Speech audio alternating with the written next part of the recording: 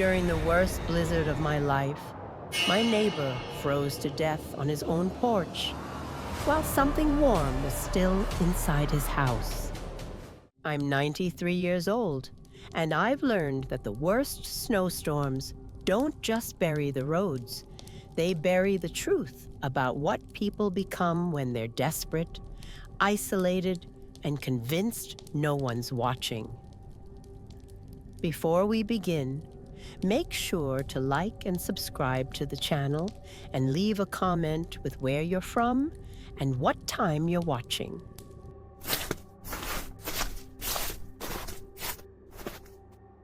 The first story I need to tell you about a snowstorm concerns a man named Douglas Brennan. He wasn't family, but back in 1981, when I was living in a very small town in northern Minnesota, the kind of place that didn't even have a traffic light, he lived 3 houses down from me. Douglas was one of those quiet, dependable men. He was in his early 50s, worked at the lumber mill, kept to himself, but always gave a friendly wave when you passed by. He had a modest 2-story house with blue shutters and a porch swing he'd built himself, and he lived there alone. His wife had died of cancer 2 years earlier, and ever since, Douglas had become more withdrawn. Not in a way that set off alarms, but there was a heaviness in his eyes, a sense of quiet sadness about him. He went to work, came home, tended his garden in the summer, and shoveled his driveway in the winter. After his wife passed, I never really saw him step outside those routines. He lived a life of safe, peaceful solitude. That changed in February of 1981, during what locals still call White Week. A massive polar vortex settled over our region, bringing temperatures that dropped to 40 below zero and snow that fell non-stop for 6 straight days. It came down so heavily that snowplows couldn't keep up. The roads became impassable. People were trapped in their homes, and some even burned furniture to stay warm when propane deliveries couldn't get through. I remember watching the snow pile up against my windows, the drifts rising halfway up the first floor. My husband was still alive then, and we would sit beside the wood stove, rationing our food, listening to the wind howl like something alive and angry. The sound of that wind could make your skin crawl, yet somehow it also pulled your thoughts into dark, quiet places. On the 3rd day of the storm, I noticed something strange. Douglas's truck was still in the driveway. I could barely make out the top of it above the snow, but his porch light was on. That wasn't unusual. What was unusual was that the light stayed on for 3 straight days, day and night. It never went out. My husband said maybe he'd just forgotten to switch it off before the storm hit. But I couldn't shake the feeling that something was wrong. On the 5th day, when the wind died down enough for visibility, I looked out my kitchen window and saw Douglas. He was standing on his porch, just standing there. No coat, no hat, just a flannel shirt and jeans, like he was checking the mail on a spring morning. It was negative 35 degrees outside. I watched him for maybe 10 minutes. He didn't move, didn't stamp his feet to stay warm, didn't go back inside, just stood there, facing the street, completely still. I told my husband, and he grabbed the binoculars we kept for bird watching. He trained them on Douglas's porch and went quiet. "What is it?" I asked. "He's just standing there," my husband said, his voice uneasy. "Not moving at all, like a statue." We debated going over there, but the snow was too deep. You couldn't walk 3 houses down without risking frostbite or getting lost in a whiteout. We decided to wait until the storm broke. That night, I woke up around 2 a.m. I don't know why. Maybe instinct, maybe the silence. The wind had stopped. The house was too quiet. I got up to check the windows, and that's when I saw him again. Douglas was still on his porch. Same position, same clothes. But this time, the porch light illuminated something I hadn't seen during the day. His face was blue, not flushed from cold, blue, a deep, mottled blue-gray, like meat left in the freezer too long, and his eyes were open, staring straight ahead, unblinking. If you were in my place that night, would you have gone outside to check on him, or locked your doors and stayed inside? I want to know what you would have done. I shook my husband awake. Something's very wrong with Douglas. We called the police, but the dispatcher said they couldn't get a car through. The roads were completely blocked. She told us to keep an eye on him and call back if the situation changed. How could it change more than this, I thought. The next morning, the storm finally broke. The sun came out, blinding against all that white. The plows started working their way through town. My husband and I bundled up and trudged through waist-deep snow to Douglas's house. As we got closer, I realized Douglas was still standing in the same spot.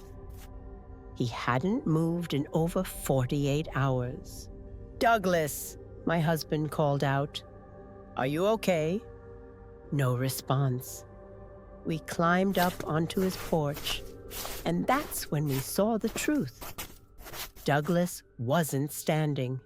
He was frozen, literally frozen solid. His feet were encased in ice that had formed from melted snow, refreezing around his boots. His arms were rigid at his sides. His face, God, his face, was locked in this strange, peaceful expression, like he had just stepped outside for a breath of fresh air and decided to stay. But here's the part that made my blood run cold. The front door was open, just a crack, maybe 6 inches. If Douglas had been trying to go back inside and gotten stuck, the door would have been wide open. If he had just stepped out for a moment, the door would have been closed. But it was open just enough for someone or something to have been holding it, watching him freeze. My husband pushed the door open wider. "Hello? Is anyone in here?" The inside of the house was warm. The furnace was running. There was a pot of coffee on the stove, still hot. A half-eaten sandwich sat on the kitchen table. The TV in the living room was on, playing static. It looked like Douglas had just stepped outside for a second and planned to come right back. Except he never did. The police arrived an hour later. They had to use heat guns to thaw Douglas's body enough to move him. The coroner later determined he'd been dead for at least 2 days, frozen in place shortly after stepping onto the porch. But the investigation raised more questions than answers. First, there were no footprints leading away from the house. If someone had been inside with Douglas, they would have had to leave tracks in the snow. But the only prints were ours, made that morning. Second, the coffee pot. It was still warm when the police checked it. But Douglas had been dead for at least 48 hours. Someone had made fresh coffee after he died. Third, and this is the part that still gives me nightmares. When they searched the house, they found something in the basement. A sleeping bag. Spread out on the concrete floor, like someone had been camping down there. Next to it were empty food wrappers, a flashlight, and a notebook. The notebook was filled with pages and pages of writing. The same sentence over and over in handwriting that got progressively more erratic. He can't see me if I don't move. He can't see me if I don't move. He can't see me if I don't move. The police never figured out who'd been staying in Douglas's basement. No fingerprints matched anyone in the system. No missing persons reports fit the profile. It was like a ghost had been living there. But here's what haunts me most. A week after they cleared Douglas's house, I was taking out the trash and I looked over at his property. The house was dark now, windows boarded up. For sale sign already planted in the yard, and standing on the porch, in the exact spot where Douglas had frozen, was a figure, tall, thin, wearing what looked like a heavy coat and a hood pulled low. I blinked, and it was gone. I never saw it again. But I also never forgot the way it stood, perfectly still, like it was waiting for someone to step outside, just for a moment, just for a breath of air. Douglas Brennan's death was ruled accidental exposure. The official report said he must have stepped out to check on something and gotten disoriented in the cold, unable to find his way back to the door that was right in front of him. But I know better. Something was in that house with him, something that had been hiding in his basement, watching him, waiting for the storm. And when the storm came, it made sure Douglas stayed outside, just long enough for the cold to do what it couldn't do itself. Because some things don't kill you directly. They just make sure you can't save yourself. And that was only the first story. If you think freezing to death is the worst thing that can happen during a blizzard, wait until you hear what happened when someone tried to outrun the storm and found out it was following them. If this story gave you chills, make sure you're subscribed, because the next storm story is even worse.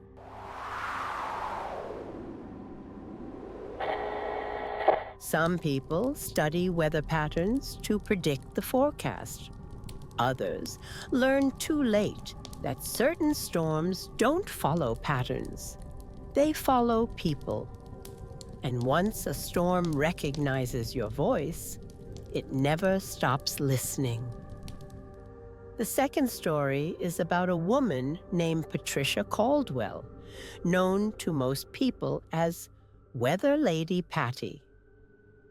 I met Patricia in 1987 when I moved to eastern Montana to a town called Wolf Point, right on the edge of the Fort Peck Reservation.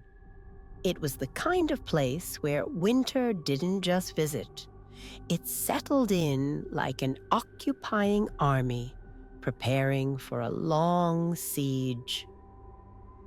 Patricia ran the local AM radio station, KWLF.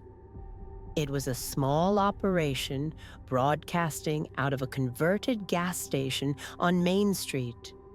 She did everything herself: the morning show, the advertisements, the news, and most importantly, the weather reports.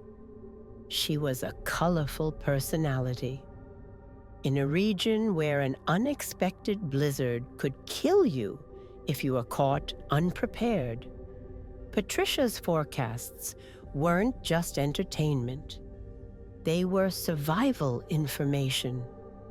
When I knew her, she was in her mid-40s, short, round-faced, with graying hair always pulled back into a practical bun. She had a warm, motherly voice that echoed from every radio in town at 6 a.m., noon, and 6 p.m. Good morning, Wolf Point. Patty here with your weather update. People loved her. Farmers planned their work around her forecasts. Schools delayed openings based on her warnings. The Highway Patrol called her before checking their own instruments, because Patricia had a gift. She could sense a coming storm 3 days before the Weather Service issued a warning. She would stand outside her station, sniff the air, look at the sky, and simply know. You might tell me that's impossible, but Patricia's instincts truly were that strong. "There's a big one coming," she'd say. "I can feel it in my bones." And she was never wrong. I got to know Patricia through the Lutheran church we both attended. She was friendly but private, the kind of woman who'd bring casseroles to potlucks, but never talked much about herself. I learned she'd grown up in North Dakota, that she'd lost her husband to a farming accident years earlier, and that she had no children.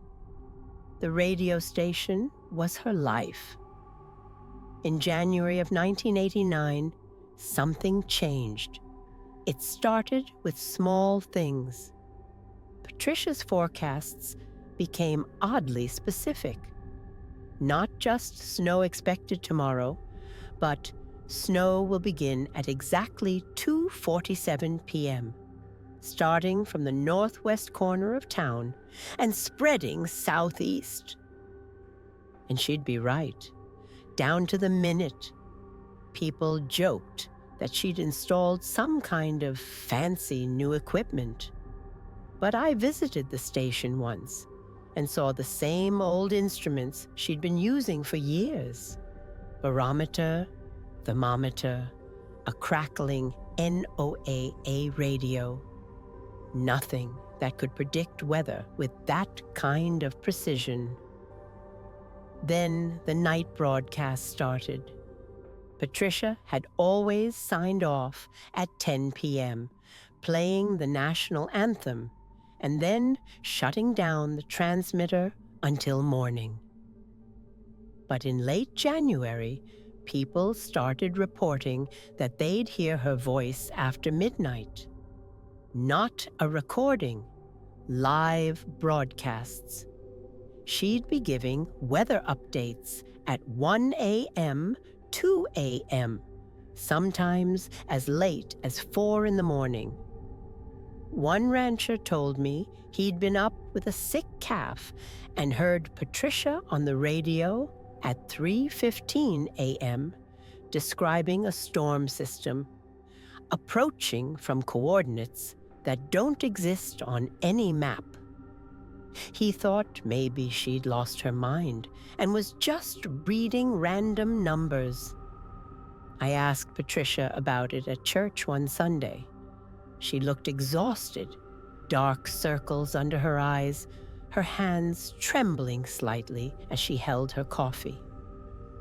"I have to warn them," she said quietly. "It's listening now. Every time I broadcast, it hears me, and it's coming closer."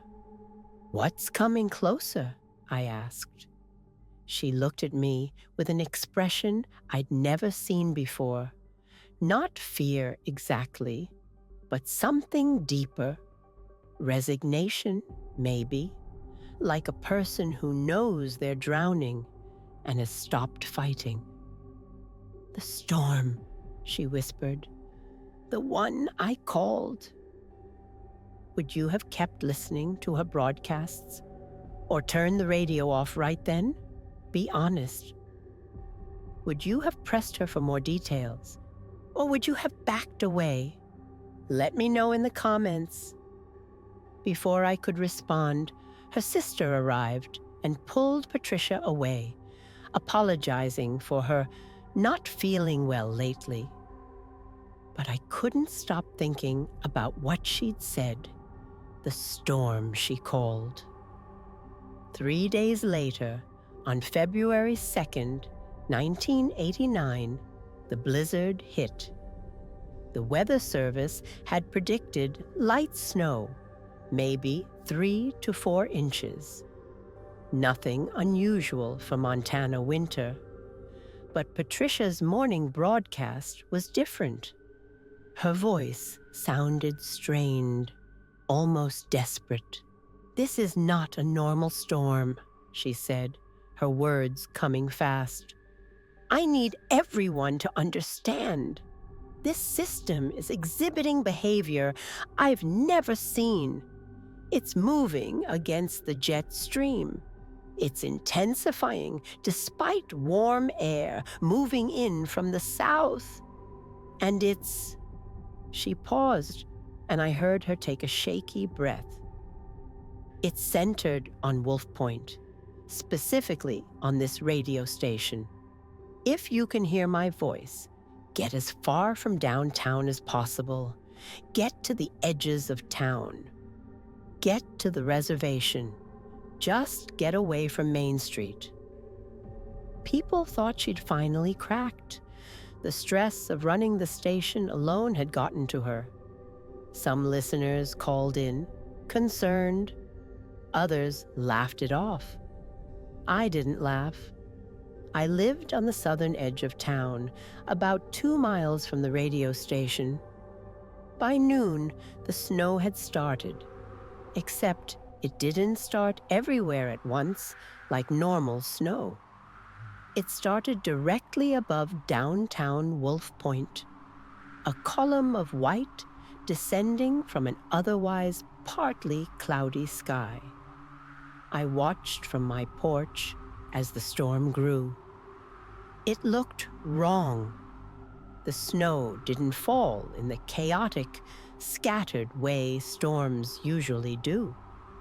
It fell in a tight, concentrated spiral, like water going down a drain. And at the center of that spiral was Main Street. By 2 p.m., the rest of Wolf Point was getting light flurries. But downtown was buried under 3 feet of snow, with visibility down to 0. And it was still intensifying. The police tried to reach Patricia at the station. The phone lines were down.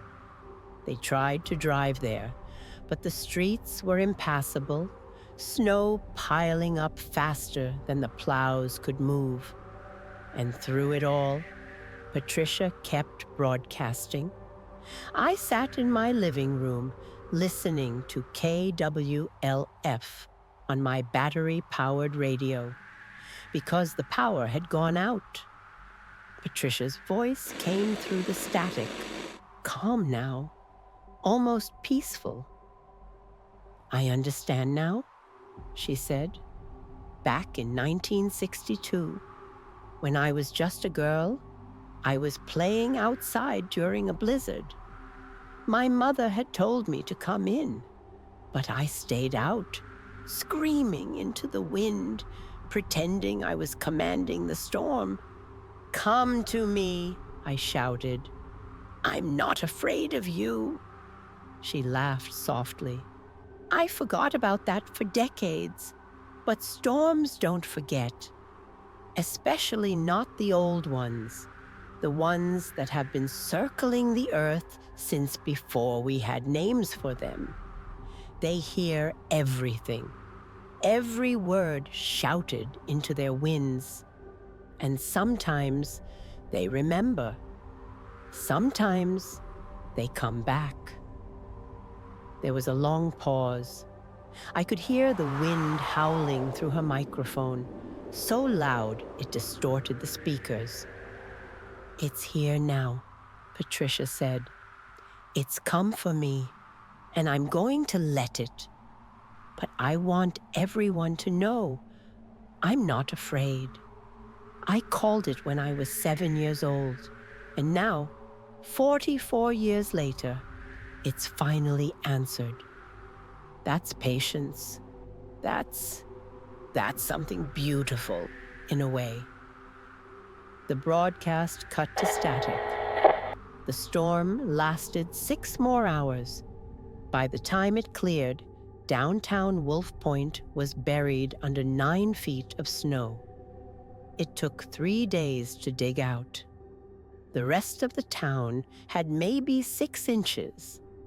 They found the radio station collapsed under the weight of the snow. The roof had caved in.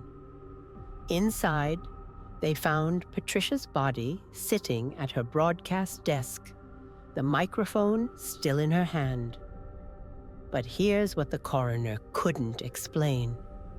Patricia had frozen to death. That much was clear. But her body temperature was far too low. Even accounting for the storm, she should have been maybe 10 degrees below normal body temp. Instead, she was frozen solid, her core temperature matching the outside air exactly. And her lungs were full of snow. Not like she'd inhaled it while dying, like it had grown there, crystallized inside her chest, branching out through her bronchial tubes in perfect fractal patterns. The official report said the roof collapse had buried her, and she'd suffocated under the snow. But I read that autopsy report. The sheriff was a friend, and the medical examiner had written a note in the margins. Snow formations in lungs inconsistent with suffocation. Crystalline structure suggests growth from interior, not inhalation. No medical explanation. The station was never rebuilt. The lot stayed empty for years. Just a concrete foundation and some twisted metal. But people reported strange things. On winter nights, when storms rolled through, you could sometimes pick up a signal on AM 1340, Patricia's old frequency. Not music, not static, just breathing. Deep, slow breaths that matched the rhythm of falling snow. I heard it myself once, 5 years after Patricia died. I was driving home during a December snowstorm, and my radio, tuned to a different station, suddenly jumped to 1340. Through the speakers, I heard it. breathing in and out, in and out. And beneath the breathing, very faint, Patricia's voice. "I called it," she whispered, "and it came, and it came, and it came." I switched the radio off and didn't turn it back on for the rest of the drive. The strangest part came 10 years later, in 1999. A graduate student from the University of Montana did a thesis on unusual weather patterns in eastern Montana. She analyzed decades of meteorological data and found something that made the academic committee reject her work as statistically impossible. Every major blizzard that hit Wolf Point between 1962 and 1989 had moved in the exact same spiral pattern, rotating counterclockwise around a central point that, when plotted on a map, corresponded precisely to the location of KWLF radio station. For 27 years, every winter storm had been circling Patricia, getting closer, tightening the spiral, until finally, in 1989, it reached the center. I still live in Wolf Point. I'm old now, too old to move, and honestly, I've made my peace with the strangeness of this place, but I never listen to AM radio during snowstorms. And on February 2nd, every year, I make sure I'm nowhere near downtown, because some invitations once made can never be rescinded. And some storms don't care if you were just a child when you called them.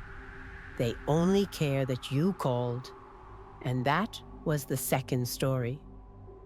But the final one might be the worst. Because this time, the blizzard didn't just take someone. It left something behind in the snow. And what we found is still out there, waiting for the next storm.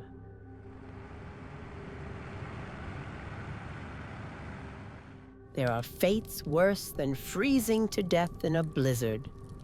Sometimes, the worst thing that can happen is surviving the storm, only to discover what it left behind was never meant to be found. And once you've seen it, you can never unsee it, even decades later. This third and final story is about something that happened in the winter of 1978 in a farming community outside of Bismarck, North Dakota. I was living there with my late husband, working as a school secretary at the local elementary school. The person at the center of this story was named Leonard Hewitt, though everyone called him Lenny. He wasn't a close friend, but in a town of 300 people, you knew everyone well enough. Lenny owned a dairy farm about 4 miles outside town. He was in his late 30s, a big man with work-worn hands and a quiet disposition. He'd inherited the farm from his father and ran it alone after his wife left him in '76. She'd gone back to her family in Wisconsin, taking their 2 daughters with her. The divorce had been bitter, and Lenny never talked about it. He just worked. Sunrise to sunset, 7 days a week, tending his herd of 40 Holstein cows. The farm had an old ice house on the property, one of those half-buried stone structures from the 1800s where people stored ice blocks, before refrigeration. Most farms had torn theirs down or let them collapse, but Lenny's was still intact. He used it for storage, keeping spare equipment and feed sacks in the cool, dark interior. The building was maybe 20 feet long and 12 feet wide, with thick stone walls and a heavy wooden door. The roof was original timber, reinforced with sheet metal Lenny's father had added in the 1950s. In early February of 1978, the Weather Service started warning about a major winter storm system moving south from Canada. This wasn't unusual. We got warnings like that every year. But this one was different. The meteorologists kept using words like historic and unprecedented. They were predicting 3 days of continuous snowfall with winds up to 70 miles per hour. Lenny prepared like everyone else. He stocked up on feed, made sure his generator had fuel, and moved his cows into the barn. He told the guys at the feed store he was planning to ride it out alone, same as always. The storm hit on February 9th, a Thursday. I remember because it was my birthday, and I'd been planning to have a few friends over for dinner. Obviously, that got canceled. By 10 a.m., the snow was falling so thick you couldn't see across the street. By noon, the power was out. By evening, the entire town was buried under drifts that reached the second-story windows of the tallest buildings. The storm lasted exactly 3 days, just like predicted. When it finally cleared on Sunday morning, the landscape had been completely transformed. Snow covered everything in smooth, unbroken white. Fences were buried. Cars looked like strange, snow-covered lumps. The silence was absolute. That peculiar quiet that comes after a major blizzard, like the world is holding its breath. The county sent plows out Monday morning to clear the main roads. By Tuesday, people were starting to dig out, checking on neighbors, assessing damage. That's when someone remembered Lenny. He lived alone out there, and no one had heard from him since before the storm. The volunteer fire department organized a welfare check. My husband, Tom, was part of that group.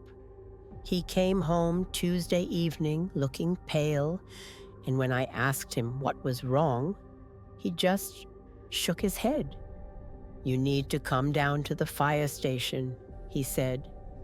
"Something's happened at Lenny's farm, something they want everyone to see, because nobody's going to believe it otherwise." About 20 of us gathered at the station that night. Lenny was there, sitting in a folding chair, wrapped in a blanket despite the warm air from the wood stove. He looked like he'd aged 10 years in 3 days. His eyes were hollow, his hands shaking so badly he could barely hold the coffee cup someone had given him.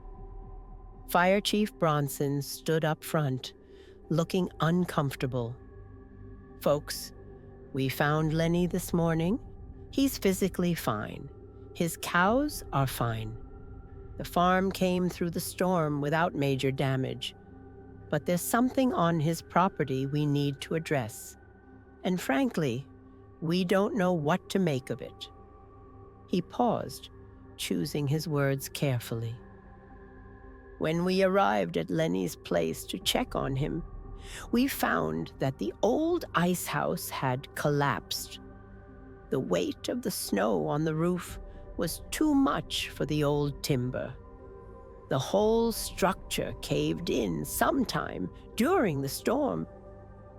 Lenny wasn't using it for anything important, so that's not the problem. The problem is what we found inside after we started clearing the debris. Bronson looked at Lenny, who nodded weakly. "Show them the photographs," Lenny whispered. The chief pulled out a manila envelope and spread a series of Polaroid photos on the table. We all crowded around to look. The first few photos showed the collapsed ice house. Just piles of timber, stone, and snow. Exactly what you'd expect. But then there was a photo that made everyone go quiet. In the center of the debris, partially exposed by the collapse, was ice. Clear, thick ice, like someone had poured water into the ice house and let it freeze solid. That wasn't unusual. Old ice houses often had residual ice in them. What was unusual was what was inside the ice. Children. At first, I thought they were dolls. They had to be dolls. But the more I stared at the photograph, the more I realized these weren't dolls at all. They were too detailed, too perfect. 7 children, ranging in age from maybe 5 to 12 years old, all frozen in clear ice. They were dressed in old-fashioned clothing, the kind you'd see in photographs from the 1920s or 30s.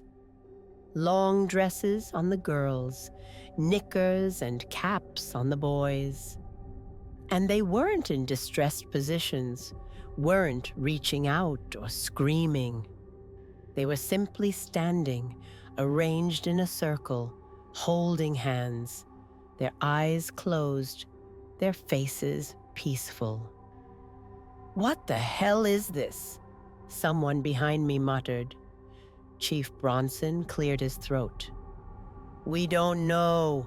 We called the state police. They called the FBI. Nobody knows what this is. The ice is at least 5 feet thick, and these children, they're in the center of it. The ice house has been on Lenny's property for over 100 years. According to county records, it was built in 1887. But Lenny's only owned the farm since '72, and he says he's never seen anything like this inside. Lenny spoke up, his voice hoarse. "I used that ice house for storage. I was in there 2 weeks before the storm. It was empty except for some old feed sacks and tools. Just a stone room with a dirt floor. There was no ice. There were no children. And now..." He trailed off, putting his head in his hands. "Could someone have put them there during the storm?" I asked. "As some kind of sick prank?" Bronson shook his head. "Nobody could have gotten to Lenny's farm during the storm. The roads were completely impassable. And the ice, we brought in a contractor who deals with ice removal. He says, based on the clarity and thickness, this ice took months to form, maybe longer. It didn't appear overnight." Another man asked the question everyone was thinking. "Are they real? Are those real children?" "We don't know," Bronson admitted. "We can't get to them without melting the ice or breaking it apart. The FBI is sending a team, but it'll take days for them to get here. In the meantime, Lenny's agreed to let us move the ice block to the high school gymnasium. It's the only place cold enough and big enough to store it. They moved it that night. I went to see it the next day, driven by a curiosity I couldn't suppress. The gymnasium had been cleared out, and there, in the center of the basketball court, sat a massive rectangular block of ice, roughly 8 feet on each side. Portable generators ran industrial fans to keep the room cold. I walked around the ice block slowly, looking at the children trapped inside. They were so perfectly preserved. I could see individual eyelashes, the weave of their clothing, even the texture of their skin. And their expressions, not peaceful, I realized now. Patient, like they were waiting for something. If you found something like this, would you want to investigate further? Or would you insist it be destroyed immediately? Tell me in the comments. The FBI arrived 4 days later.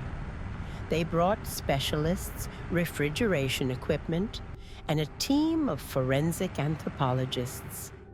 They set up a controlled environment in the gym and began the delicate process of melting the ice.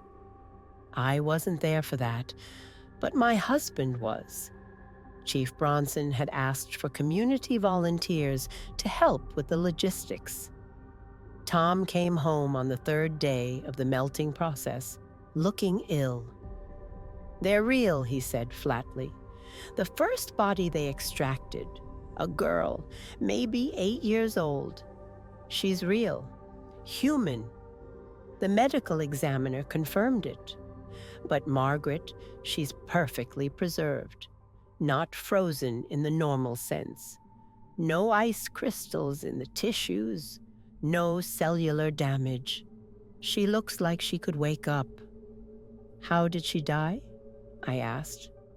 "That's the thing. She didn't. Or they can't tell if she did.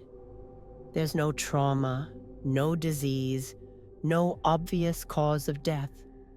Her organs are intact and look healthy.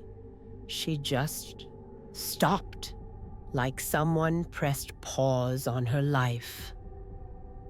Over the next week, they extracted all 7 children. Each one was the same, perfectly preserved, no cause of death, no identification. Their clothing was authentic 1920s era, but made from materials that didn't exist until the 1950s. A chemical analysis of the fabric showed synthetic fibers that weren't commercially available until decades after the children's clothes were supposedly made. The FBI ran dental records, fingerprints, and eventually DNA tests. Nothing matched. No missing children from the 1920s, 30s, 40s, or any era since matched these 7. It was as if they'd never existed in any official capacity. But the strangest discovery came when they examined the ice itself. A glaciologist brought in from the University of Minnesota analyzed the ice composition. In his report, which I read years later when it was finally declassified, he wrote something that still makes my skin crawl.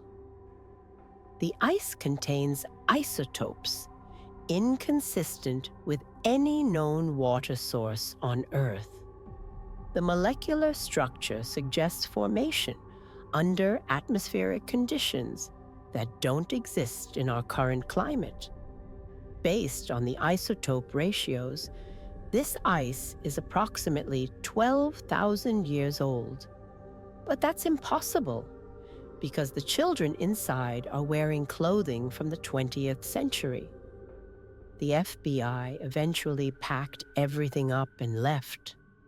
The bodies were taken to a federal facility for further study. The official statement was that they were mannequins of unknown origin, likely art pieces stored in the ice house and forgotten. But everyone in town knew better. We'd seen them. We'd seen the way their chests showed the faint impression of ribs, the way their hair had individual strands, the way their fingernails had tiny half-moons of white at the bases. Lenny sold the farm 6 months later and moved away. The property sat empty for years before eventually being bought by an agricultural corporation that tore down all the old buildings, including the foundation where the ice house had stood. But here's what never made it into any official report. During the melting process, when the children were still in the ice, but becoming visible in greater detail, one of the FBI technicians noticed something.